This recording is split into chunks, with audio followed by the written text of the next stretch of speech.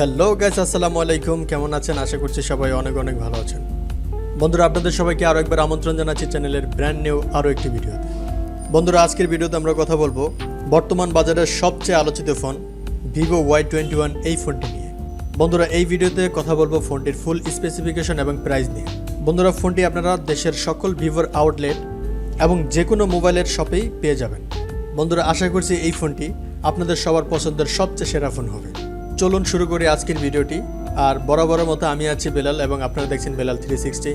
বন্ধুরা, ভিডিওটি যদি ভালো লাগে অবশ্যই একটি লাইক করুন, আর চ্যানেলে নতুন হয়ে থাকলে চ্যানেলটি সাবস্ক্রাইব করে পাশে থাকা বেল আইকনটি বাজিয়ে দিন। বন্ধুরা, প্রথমে যদি ফোনটির ডিজাইন এবং বিল্ড কোয়ালিটি নিয়ে কথা বলি, তাহলে এই ফোনের ফ্রেমে এবং ব্যাক সাইডে থাকছে প্লাস্টিক, আর ফোনটির ব্যাক সাইডের উপর অংশে বাম পাশে থাকছে ডুয়েল ক্যামেরা সেটআপ এবং সাথে থাকছে এলইডি ফ্ল্যাশ, আর একেবারে নিচের দিকে থাকছে ভিভো ব্র্যান্ডিং। বন্ধুরা, ফোনটির সামনে আসলে আপনারা পেয়ে যাবেন একটি ফুল ভিউ ডিসপ্লে, যার উপরের অংশে মাঝ বরাবর ওয়াটার ড্রপের মাধ্যমে বসানো হয়েছে সেলফি ক্যামেরাটি। বন্ধুরা, এই ফোনটি থিকনেস করা হয়েছে 8 মিলিমিটার এবং ওজন করা হয়েছে 182 গ্রাম। তার মানে ফোনটি মোটামুটি স্লিম এবং লাইট ওয়েট। বন্ধুরা, ডিজাইনের দিক দিয়ে ভিভো সবসময় একটু এগিয়ে থাকে। আর এই ফোনটির ডান পাশে আপনারা পেয়ে যাবেন পাওয়ার অন অফ বাটন এবং ভলিউম ড্রপার, আর পাওয়ার বাটনে থাকছে ফিঙ্গারপ্রিন্ট সেন্সর, যা খুবই ফাস্ট এবং অ্যাকুরেট। আর উপরের দিকে থাকছে সিম কার্ড এবং মাইক্রো এসডি কার্ড স্লট, যেখানে আপনারা দুটি সিম কার্ডের পাশাপাশি একটি মাইক্রো এসডি কার্ড ইউজ করতে পারবেন। আর আপনারা চাইলে এই ফোনের সর্বোচ্চ 1 TB পর্যন্ত মাইক্রো এসডি কার্ড ইউজ করতে পারবেন। বন্ধুরা, এই ফোনের একেবারে নিচের দিকে থাকছে 3.5 মিলিমিটারের headphone jack port, microphone, type C slot এবং স্পিকার। বন্ধুরা, এই ফোনটি আপনারা দুটি কালার ভেরিয়েন্টে পেয়ে যাবেন, যেমন ডায়মন্ড গ্লো এবং মেটালিক ব্লু। বন্ধুরা, এবার কথা বলবো ফোনটির ডিসপ্লে সেকশন নিয়ে। বন্ধুরা, এই ফোনে থাকছে 6.51 ইঞ্চির একটি IPS LCD প্যানেল এবং এটি একটি HD প্লাসের ডিসপ্লে, যার রেজুলেশন থাকছে 720x1600 পিক্সেল, আর এছাড়াও থাকছে 270 ppi ডেন্সিটি এবং এটি একটি 60 Hz রিফ্রেশ রেট যুক্ত প্যানেল। তবে এই ফোনে খারাপ দিকগুলো হচ্ছে এই বাজেটের ফোনে ফুল HD প্লাসের প্যানেল হলে ভালো হতো। এই বাজেটে কিন্তু HD প্লাসের ডিসপ্লে কোনোভাবেই মেনে নেওয়া যায় না, আর ডিসপ্লেটি HD প্লাস হওয়ার কারণে যে কোনো কন্টেন্ট প্লে করলে শার্পনেসের ঘাটতি অবশ্যই পাওয়া যাবে। আর এছাড়াও ফোনটি আপনারা দিনের আলোতে ব্যবহার করতে গেলে ব্রাইটনেসেরও ঘাটতি পেয়ে যাবেন। সো বন্ধুরা, এবার কথা বলবো ফোনটির সফটওয়্যার এবং পারফরমেন্স নিয়ে। বন্ধুরা, এই ফোনে ব্যবহার করা হয়েছে অ্যান্ড্রয়েড 11, যার ব্যাকএন্ডে থাকছে ফান্টাস OS 11.1, আর ফোনটিতে চিপসেট হিসেবে থাকছে মিডিয়াটেক হিলিও P35, যা একটি 4G চিপসেট।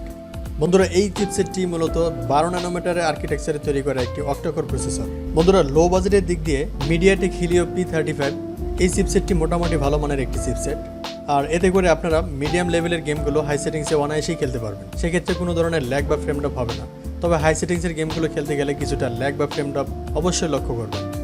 বন্ধুরা, এই ফোনটি আপনারা গ্লোবাল মার্কেটে দুটি র্যাম ভেরিয়েন্টে পেয়ে যাবেন, 4GB র্যাম 64GB রোম এবং 4GB র্যাম 128GB রোম। তবে বাংলাদেশ মার্কেটে কেবলমাত্র একটি র্যাম ভেরিয়েন্টই পাওয়া যাচ্ছে, সেটা হচ্ছে 4GB RAM 64GB Rome. So বন্ধুরা, এবার কথা বলবো ফোনটির ক্যামেরা সেকশন নিয়ে। বন্ধুরা, এই ফোনটির ব্যাক সাইডে থাকছে ডুয়েল ক্যামেরা সেটআপ, যার মেইন সেন্সর হিসেবে থাকছে 13 মেগাপিক্সেলের একটি ওয়াইড সেন্সর, যার 2.2 অ্যাপারচার, এবং সেকেন্ডে থাকছে 2 মেগাপিক্সেলের একটি ম্যাক্রো সেন্সর। তবে ব্যাক ক্যামেরায় কিন্তু কোনো ধরনের আলট্রা ওয়াইড সেন্সর দেওয়া হয়নি। বন্ধুরা, ব্যাক ক্যামেরা ফিচার হিসেবে আপনারা পেয়ে যাবেন এলইডি ফ্ল্যাশ, আর এই ফোনের ব্যাক ক্যামেরা দিয়ে আপনারা সর্বোচ্চ 1080p-তে 30 fps পর্যন্ত শ্যুট করতে পারবেন।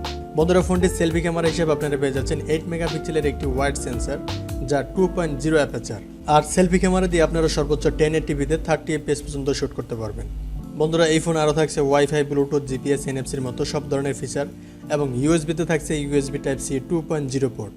বন্ধুরা, এবার কথা বলবো ফোনটির ব্যাটারি সেকশন নিয়ে। বন্ধুরা, এই ফোনে থাকছে 5000 mAh এর একটি ব্যাটারি এবং চার্জার হিসেবে থাকছে 18 ওয়াটের একটি ফাস্ট চার্জার।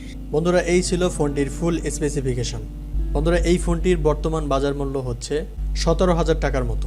এবার কথা হলো এইরকম বাজেটে এই ফোনটি কেনা ঠিক হবে কিনা। বন্ধুরা, এই ফোনটি কিন্তু এই সময়ে সবচেয়ে চাহিদা সম্পন্ন একটি ফোন, কারণ এই ফোনের ডিজাইন এক কথায় অসাধারণ এবং চিপসেটটিও মোটামুটি পাওয়ারফুল।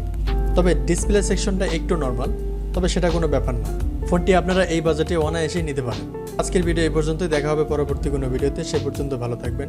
আর ভিডিওটি ভালো লাগলে অবশ্যই একটি লাইক করুন, আর চ্যানেলে নতুন হয়ে থাকলে চ্যানেলটি সাবস্ক্রাইব করে পাশে থাকা বেল আইকনটি বাজিয়ে দিন। আর যারা অলরেডি সাবস্ক্রাইব করেছেন তাদেরকে অসংখ্য ধন্যবাদ।